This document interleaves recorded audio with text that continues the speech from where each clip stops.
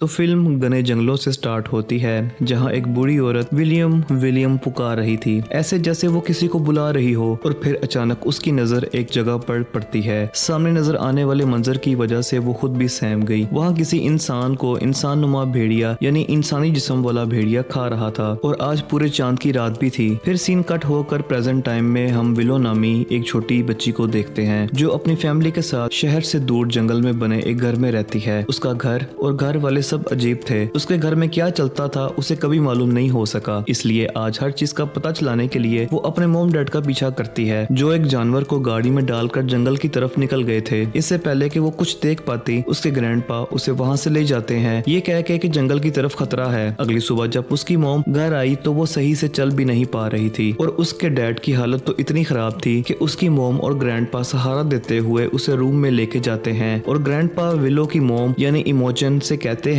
देखो ये सब अब ज्यादा दिन तक नहीं चल पाएगा। उनकी बातें विलो को और सोच में डाल देती हैं कि आखिर उनके घर में होता क्या है। उसी रात में उसे अपने डैड के रूम से चिल्लाने की आवाजें भी सुनाई देती हैं जैसे कि वो दर्द में हो। विलो जब उसे चेक करने गई तो एकदम से भयानक रूप में आकर उसके डैड ने उसी पर हमला कर दिया और तभी उसकी आंख खुल गई। मतलब ये एक बुरा सपना था। सुबह होने पर उसने देखा कि इमोजन इसके डैड का कोट धो रही थी जो तकरीबन पूरा ही खून से भरा हुआ था। अब उससे रहा नहीं गया, उसने हिम्मत की और जाके अपनी मॉम से पूछ लिया आखिर ये चल क्या रहा है। इमोजन घबरा गई और बोली, कुछ भी नहीं, सब ठीक है, सब नॉर्मल है। सच का पता तो लगाना था विलो को। वो चुपके से रात में अपने मॉम डैड की बातें सुनती है जहाँ उसका डैड कहता है, इमोजन मेरी हालत अब ज्यादा खराब है और मुझे पता है कि तुम मेरी वजह से मुश्किल में हो। इससे पहले कि वो कुछ और कहता एलिजाबेथ उससे कहती है आराम करो और ये कहकर वो रूम से चली गई। विलो अभी भी एक सुराग से कमरे में देख रही थी जहाँ से अचानक अब उसके डैड ही उसे देख लेते हैं और वो उनकी लाल सुर्ख ड्रोनी आंखों को देखकर सहम कर अपने रूम में चली जाती है। अब तो डर के मारे उसे सांस भी नहीं आ रहा था, इसलिए उसे ऑक्सीजन मास्क भी लगाना पड़ा। अब सुबह विलो के डैड के उठने से पहले ही इमोजन उसे लेकर शहर जाने की तैयारी करती है। विलो पहली मर्तबा शहर जा रही थी इसीलिए बहुत एक्साइटेड थी। उसके ग्रैंडपा जो उसे जान से भी ज्यादा प्यार करते थे वो उसे चॉकलेट लेने के लिए पैसे देते हैं और इनका सफर शुरू हो जाता है। उसकी मोम आधे रास्ते में उतर कर अपने कपड़े भी चेंज करती है और चुपके से विलो उनको देखती है कि उसकी मोम के जिस्म पर बहुत सारे चोट के निशान थे। खैर यहाँ उसकी मोम ने उसे सख्ती से मना किया कि तुम मेरे कपड़े चेंज करने वाली बात घर जाके किसी को मत बताना और सुनो आज मैं तुम्हें कार्ड चलाना सिखाती हूँ। विलो की तो एक्साइटमेंट डबल हो गई थी। ये लोग शहर जाकर अपना काम करते हैं। विलो के लिए इमोजन थोड़ी शॉपिंग करती है और ये लोग घर आ जाते हैं जहाँ आते ही इनका सामना विलो के डैड से होने पर ये दोनों ही डर गईं और जब उसने देखा कि इमोजन ने विलो को शॉपिंग भी करवाई है तो वो पागल हो गया। अपनी बेटी से उसका ड्रेस छीन लेता है और उसे वो अजीब तरीके से सूंघने लगा। फिर दोनों के गले में जबरदस्ती हाथ डालते हुए वो उन्हें घर के अंदर ले गया और कान में उसने बोला, देखो मैं तुम दोनों से बहुत प्यार करता हूँ, कभी मुझे छोड़ के ना जाना। खैर अब कई दिन गुजर जाते हैं और दिखाया जाता है कि आज पूरे चांद की रात है। रात होने से पहले ही इमोजन अपनी गाड़ी के अंदर एक जानवर पैक करती है और विलो के डैड को लेकर जंगल के लिए निकल जाती है। वो कहाँ जाते हैं, आज रात वो क्या करते थे, विलो भी जानना चाहती थी। विलो भी उनका पीछा करने का फैसला करती है। वो देखती है कि इमोजन उसके डैड को लेकर एक गार के अंदर चली गई जहाँ जाकर उन्होंने उसके डैड को जंजीरों से बांध दिया। इसके बाद इमोजन जो अपने साथ जानवर लेकर आई थी उसे भी उस केव के अंदर छोड़ देती है और फिर केव के बाहर लगा हुआ एक बड़ा सा लोहे का दरवाजा बंद करके वो अपनी गाड़ी की तरफ बढ़ जाती है। मॉम के यहाँ से निकलते ही विलो जल्दी से उस केव के अंदर चली जाती है अपने डैड को देखने के लिए कि आखिर उसके डैड को हुआ क्या है। पता चलता है कि उसे अंदर जाते हुए इमोजन ने भी देख लिया था। वो आवाजें देती रहती है, विलो अंदर नहीं जाओ, अंदर खतरा है, लेकिन विलो ने एक नहीं सुनी। अब इमोजन अपनी बेटी का पीछा करती है और उस केव के अंदर पहुंच जाती है जहां जाकर देखने को मिलता है कि विलो ने कुछ बहुत भयानक देख लिया था जिसे देखते ही वो बेहोश हो गई। इमोजन जल्दी से उसे लेकर घर आती है और उसे उसका ऑक्सीजन मास्क लगाती है। यहाँ देखने को मिलता है कि आखिर विलो ने ऐसा क्या देख लिया था जिससे वो बेहोश ही हो गई। असल में उसने अपने डैड को एक भेड़िए में बदलता हुआ देख लिया था, एक जानवर में बदलते देखा था जहाँ पर उसके डैड की बॉडी अजीब तरह से बड़ी हो रही थी, नाखून बड़े हो रहे थे, उसकी स्किन फट रही थी, मुंह में बड़े बड़े से दांत निकलने लगे थे और एकदम से वो भेड़िए में बदल गया। विलो को अब सच पता चल गया था कि आखिर उसके डैड के साथ क्या हुआ। अगली सुबह हमें पूरी फैमिली को डाइनिंग टेबल पर बैठे दिखाया जाता है। विलो के डैड ऐसी हालत में है जैसे वो पागल हो गया हो और विलो तो कल वाले वाकये के बाद बहुत घबराई हुई थी, लेकिन इमोजन तो ऐसे बैठी थी जैसे कुछ हुआ ही ना हो। विलो अब घबराते हुए यहाँ से उठकर अपने ग्रैंडपा के घर चली जाती है। उसके यहाँ से जाते ही उसके मॉम डैड उसके ग्रैंडपा से लड़ने के लिए आ जाते हैं कि बाहर निकालो विलो को। उसके ग्रैंडपा समझाते हैं अरे वो डरी हुई है, उसे रहने दो कुछ दिन मेरे पास। लेकिन ये लोग जब ग्रैंडपा की नहीं सुनते और उनसे लड़ाई करने लगते हैं तो ये विलो से बर्दाश्त नहीं होता और वो चुपचाप अपने ग्रैंडपा के कमरे से निकलकर अपने घर की तरफ बढ़ जाती है। घर आकर भी उसकी दिमागी हालत काफी खराब थी। उसकी मॉम ने उसे जो नए कपड़े दिलवाए थे उसने वो भी फाड़ दिए। रात भी हो चुकी थी। चुपके से विलो के ग्रैंडपा उसके घर आते हैं, उसके कान में कहते हैं चलो यहाँ पर तुम्हें खतरा है इन दोनों से। विलो भी उनकी बात मानते हुए उनके पीछे आ जाती है। लेकिन इस चीज की भनक पड़ चुकी थी अब विलो के डैड को, जो अपनी गाड़ी लेकर उनका पीछा करते हैं और लड़ते हुए विलो को घर ले आते हैं। अब तो इमोजन को भी लग रहा था कि उसके डैड ने उसकी बेटी को किडनैप किया। इसी गुस्से में वो अपने डैड से कहती है बस अब आप कभी भी मेरे घर नहीं आएंगे। उसने ये कहकर अपने कमरे का दरवाजा बंद कर दिया। लेकिन अब विलो और भी ज्यादा उदास हो गई क्योंकि एक उसके ग्रैंडपा ही थे जो उसे अच्छी तरह समझते थे। उसका मूड ठीक करने के लिए अब उसके डैड उसे लेकर जाते हैं उसी केफ में जहाँ पर विलो ने उसे भेड़िया बनते हुए देखा था। इस केफ में आकर वो घबरा गई। उसे लग रहा था कि उसके डैड उसे नुकसान पहुंचाएंगे, लेकिन ऐसा नहीं था। उसके डैड बस उसे अपनी जिंदगी का बहुत बड़ा सच बताने आए थे। वो एक कहानी सुनाते हैं अपने ग्रैंडपा की, जो कि एक बहुत ही अच्छे इंसान थे। लेकिन हर बड़े चांद की रात पता नहीं उन्हें क्या हो जाता था, वो सबको छोड़कर जंगल में चले जाते हैं। असल में वो एक वेयरवुल्फ थे। हर बड़े चांद की रात को वो एक भेड़िए में बदल जाते थे। भेड़िया बनकर वो अपनी वाइफ को या अपनी फैमिली को नुकसान ना पहुंचा दें, इसलिए वो जंगल में चले जाते थे। लेकिन ये बात उनकी वाइफ यानी मेरी ग्रैंडमा को भी नहीं पता थी। एक दिन मेरी ग्रैंडमा ने डिसाइड किया कि आज तो मैं जाकर देखूंगी कि आखिर वो जाते कहाँ हैं। ग्रैंडमा ने उनका पीछा किया और जंगल में आ गई। ग्रैंडमा ने उनका भयानक रूप भी देख लिया और फिर वो बेहोश हो गई। चांद वाली ये रात खत्म होने पर सुबह में जब ग्रैंडपा को होश आया तो उन्होंने देखा कि अपने वुल्फ वाले यानी भेड़िए वाली शक्ल में उन्होंने अपनी वाइफ को ही मार डाला था और इस चीज से वो बहुत ज्यादा दुखी हुए थे। ये वही सीन था जिसे हमने मूवी के स्टार्ट में देखा कि एक बूढ़ी औरत विलियम चलाते हुए जंगल की तरफ आई थी। असल में वही उस लड़की की ग्रैंड माँ थी। सीन दोबारा से प्रेजेंट टाइम में शिफ्ट होता है और विलो के डैड उसे बताते हैं कि मैं भी अपने ग्रैंडपा की तरह एक वेयरवुल्फ हूँ। ये कहते हुए वो बहुत ही ज्यादा इमोशनल हो गया था। विलो उसे दुखी नहीं देख पाती और जाकर उसके गले से लग जाती है। ये लोग हंसी खुशी घर वापस आते हैं जहाँ पर इमोजन यानी विलो की मॉम भी उसे खुश देखकर बहुत ज्यादा खुश थी। इमोजन भी इनकी मस्ती में इनके साथ मिल जाती है। ये तीनों बेड पर लेट जाते हैं और फिर बस सीन यहीं से कट हो जाता है और हम देखते हैं कि अगले दिन भी विलो के डैड उसे जंगल में लेकर आए थे लकड़ियां काटने के लिए। लेकिन यहाँ आते ही किसी बात पे विलो के डैड ने उसे डांट दिया। इसी वजह से वो डरी हुई बैठी थी। ये चीज उसके डैड ने नोटिस कर ली और उसका मूड फ्रेश करने के लिए उसे कहा तुम तो इस जंगल की प्रिंसेस हो, जिससे उसका भी मूड काफी बेहतर हो गया। फिर विलो के डैड उसे गाड़ी के ट्रंक पर बिठाकर उसे सैंडविच खिलाने लगे। वो उसके लिए कुछ और भी लेकर आए थे, जिसे लेने के लिए जब वो कार के फ्रंट पे गई तो वहाँ बदकिस्मती से उसे मिल गई इमोजन की वही ड्रेस जिसे वो पहनकर शहर जाती थी। ये देखकर तो वो गुस्से से पागल हो गया। उसने ड्रेस सूंघी और आकर विलो से पूछताछ करने लगा। विलो ने उसे कुछ नहीं बताया तो गुस्से में उसके हाथ से उसका सैंडविच फेंकते हुए वो उसे लेकर घर आ गया। घर आते ही उसने इमोजन को ढूंढा और उसे गाड़ी में बिठाकर जंगल की तरफ ले गया। आज तो पूरे चांद की रात भी नहीं थी। विलो को समझ नहीं आया कि अब क्या होने वाला है। अगली सुबह जब वो घर लौटे तो उसकी मॉम की हालत काफी खराब थी। खैर दिन यूं ही टेंशन में गुजर जाते हैं और फिर एक दिन विलो का बर्थडे आ जाता है, जिसे सेलिब्रेट करने के लिए इमोजन इसके लिए केक बनाती है और ऐसे घर का माहौल थोड़ा अच्छा हो जाता है। साथ ही आज विलो का बर्थडे था तो विलो के ग्रैंडपा कैसे ना आते। अपने ग्रैंडपा को एक छोटे से पपी गिफ्ट के साथ देखकर वो बहुत ज्यादा खुश हो जाती है। जिसके बाद अब सीन कट हो जाता है और फिर हमें काफी दिन बाद का सीन दिखाया जाता है। आज दोबारा पूरे चांद की रात है और हर बार की तरह इमोजन और उसके हस्बैंड जंगल के लिए निकल गए थे। लेकिन रात में अब विलो के साथ भी कुछ अजीब हो रहा है। उसका एक नेल काला पड़ गया है जिसके अंदर से अब खून भी निकल रहा था। उसका नेल उखड़ गया। एकदम से बड़े बड़े नाखून उसके पैदा होने लगे। इसकी बॉडी भी बदल रही थी और दांत भी बिल्कुल एक भेड़िए जैसे हो गए। इससे पहले कि वो पूरी तरह भेड़िया बन जाती उसे होश आ गया और पता चला ये सब उसका बुरा सपना था। जब वो उठी तो वो बहुत ज्यादा घबराई हुई थी। डर की वजह से तो उसे सांस भी ठीक से नहीं आ रहा था। किसी तरह गिरते फिरते वो अपना ऑक्सीजन मास्क उठाती है और अपने मुंह पे लगा लेती है। हालत बेहतर होने के बाद जब वो पानी पीने के लिए किचन में गई तो उसे दरवाजे के बाहर किसी की आवाजें सुनाई दी। इससे पहले कि वो गेट खोल देती उसके पीछे से ग्रैंडपा आकर उसे ये करने से रोक देते हैं। अब पता चला कि असल में इमोजन इस चांदनी रात में अपने हस्बैंड को अकेले ही जंगल में छोड़कर घर वापस आ गई थी। इसी वजह से तो वो बहुत गुस्से में घर वापस आया था। वो इनके साथ कुछ भी कर सकता था। विलो की हिफाजत के लिए वो विलो को फिर से उसके रूम में छोड़ आते हैं और फिर इमोजन अपने डैड से एक गन लेती है। गन लेकर वो जरूर अपने हस्बैंड को मार ही देती। ये चीज विलो को रियलाइज होते ही विलो दोबारा पैनिक हो जाती जाती है और बेहोश हो जाती है। उसके गिरने की आवाज इन दोनों ने सुन ली थी। ग्रैंडपा और इमोजन दोनों यहाँ पर आते हैं। वो जल्दी से उसे ऑक्सीजन लगाना चाहते थे, लेकिन अफसोस के सिलेंडर में ऑक्सीजन खत्म हो गई थी, जो लेने के लिए इमोजन को अब नीचे बेसमेंट पर जाना पड़ता। बाहर आए हुए खतरे की परवाह ना करते हुए वो बेसमेंट की तरफ बढ़ती है। वो जब सिलेंडर को लेकर वापस ऊपर कमरे की तरफ बढ़ रही थी, लेकिन गलती से उसके पॉकेट से गन भी गिर गई। बाहर अभी भी इमोजन का हस्बैंड जोर जोर से दरवाजा नॉक कर रहा था। गुस्से में आकर इमोजन जोर से चिल्लाती है और कहती है, बस भी कर दो, चले जो यहाँ से। ऊपर विलो की सांस भी रुक रही थी। ग्रैंडपा इमोजन को आवाज देते हैं और वो सब कुछ छोड़ छाड़ कर अब ऑक्सीजन सिलेंडर लेकर ऊपर आ जाती है। ये लोग विलो को ऑक्सीजन लगाते हैं, लेकिन तभी इन्हें फील होता है कि अब नीचे इनके घर में कोई घुस आया है। विलो के डैड के अलावा और कौन हो सकता था। इमोजन गन के साथ नीचे बढ़ना चाहती थी, लेकिन तभी उसे रियलाइज हुआ कि गन तो उसने कहीं पर खो दी। तब ग्रैंडपा अकेले ही नीचे जाने का फैसला करते हैं, जबकि इमोजन विलो को लेकर एक कबर्ड के अंदर छुप जाती है। ग्रैंडपा जैसे ही नीचे आए तो वो लड़का बहुत ही ज्यादा गुस्से में था। इसने दोनों हाथों से ग्रैंडपा को उठाकर उछाला और ग्रैंडपा जाकर दीवार में लगे हुए सिंग वाले हैंगर्स पर लग गए। वो सिंग पूरी तरह ग्रैंडपा के जिस्म के अंदर स्टेप हो गए। ये करने के बाद अब वो गुस्से में ऊपर गया इमोजन को ढूंढने के लिए, जो कबर्ड में छुपी हुई थी। विलो को भी ठीक उसी टाइम होश आया। इससे पहले कि वो डर से चिल्ला देती, इमोजन उसके मुंह पे हाथ रख लेती है। वो बहुत ज्यादा डरी हुई थी कि कहीं उसका हस्बैंड उसे देख ना ले, लेकिन वो यहाँ पे किसी को ना पाकर इस कमरे से चला गया और मौके का फायदा उठाते हुए ये भी कमरे से निकल गई। अब जल्दी से इमोजन विलो को गाड़ी में बिठाती है और उसे कहती है, अगर 2 मिनट तक मैं ना आई तो तुम ये गाड़ी लेकर यहाँ से भाग जाना और जब तक सूरज ना उगे तब तक इस गाड़ी को चलाते रहना। मैं तुम्हारे ग्रैंडपा को लेकर आती हूँ। यहाँ इमोजन जल्दी से घर आती है और अपने डैड को उन सिंगों के ऊपर से उतारती है। वो बहुत ज्यादा दर्द तकलीफ में थे। बहुत मुश्किलों से वो उन्हें लेकर बेसमेंट तक गई। वो इससे पहले कि यहाँ से निकल जाते इन्हें ऊपर किसी की आहट महसूस होती है। मतलब ये कि इमोजन का हस्बैंड अभी गया नहीं था, वो उन्हें यहीं कहीं ढूंढ रहा था, ठीक बेसमेंट के ऊपर। ये लोग बिल्कुल शोर नहीं कर रहे थे, लेकिन गलती से यहाँ पर इमोजन का हाथ आ गया एक ट्रैप के अंदर और उसने जोर से चीख मारी। उसके चीखने से उसके हस्बैंड को उनकी लोकेशन का पता चल गया और फिर वो फ्लोर को तोड़ते हुए ही बेसमेंट में आने लगा। इससे पहले कि वो फ्लोर को तोड़कर बेसमेंट में पहुंच जाता, ये लोग तेजी से उस बेसमेंट से निकलने की कोशिश करते हैं, लेकिन बेसमेंट के आगे एक जेल की तरह का गेट लगा हुआ था जो इनसे खुल नहीं रहा था। बाहर विलो जो इनका इंतजार कर रही थी वो होशियारी दिखाती है और कार के साथ लगे हुए हुक को उस गेट के अंदर फंसाकर फौरन से कार को चला देती है, जिससे वो गेट खुल जाता है। इमोजन जल्दी से अपने डैड को उठाकर इस कार में बिठाती है। अब तीनों यहाँ से भागने ही वाले थे, लेकिन गाड़ी स्टार्ट होने का नाम ही नहीं ले रही थी। तब इमोजन के डैड यानी ग्रैंडपा नीचे उतरते हैं और इमोजन से कहते हैं, तुम विलो को लेकर यहाँ से जाओ, मैं यहाँ सब कुछ संभालता हूँ। ये दोनों अब कार से उतरकर जंगलों की तरफ भागने लगे थे। तभी अचानक किसी ने पीछे से विलो को उठा लिया। ये कोई और नहीं बल्कि वो इसके डैड ही थे, जो जंगल में छुपे हुए इनका इंतजार कर रहे थे। वो उसे अपनी केव के अंदर ले गए और इमोजन घबरा गई कि पता नहीं अब इसकी बेटी के साथ क्या हो जाएगा। इमोजन चीखते हुए उसके पीछे आती है और अब पहली मर्तबा हम विलो के डैड को एक भेड़िए की शक्ल में देखते हैं। उसकी गोद में विलो थी जो बेहोश हो चुकी थी पैनिक होकर। अपनी बेटी को बचाने के लिए यहाँ पर इमोजन होशियारी दिखाती है और लड़ने की बजाय प्यार का हथियार इस्तेमाल करती है। वो उस भेड़िए का मुंह पकड़ के कहती है, सुनो देखो, हम तुम्हारी फैमिली हैं और हम तुमसे बहुत प्यार करते हैं। ये सुनते ही उसे भी जैसे कुछ याद आने लगा था। अपनी फैमिली के साथ बिताए हर अच्छे लम्हे याद आने लगे थे। वो थोड़ा रिलैक्स भी हो गया था, इसलिए उसने विलो को छोड़ भी दिया। विलो अब इनसे दूर हो गई थी। दूर वो अपनी मॉम का इंतजार कर रही थी, तब वो ये सब कुछ ठीक करके आएगी। यहाँ उसका हस्बैंड यानी भेड़िया जो पहले अच्छी चीजें याद कर रहा था, अचानक उसे वो बात याद आती है जब ये तीनों बेड पे लेटे हुए थे और इमोजन ने उसे कहा था कि तुम मुझे ऐसे बहुत अच्छे लगते हो। ये बात सुनते ही इमोजन का हस्बैंड बहुत ज्यादा गुस्सा हो गया था। उसने इमोजन को पकड़ा और वो इमोजन को मारने लगा। उसने पूछा, ऐसा होता हूँ का क्या मतलब?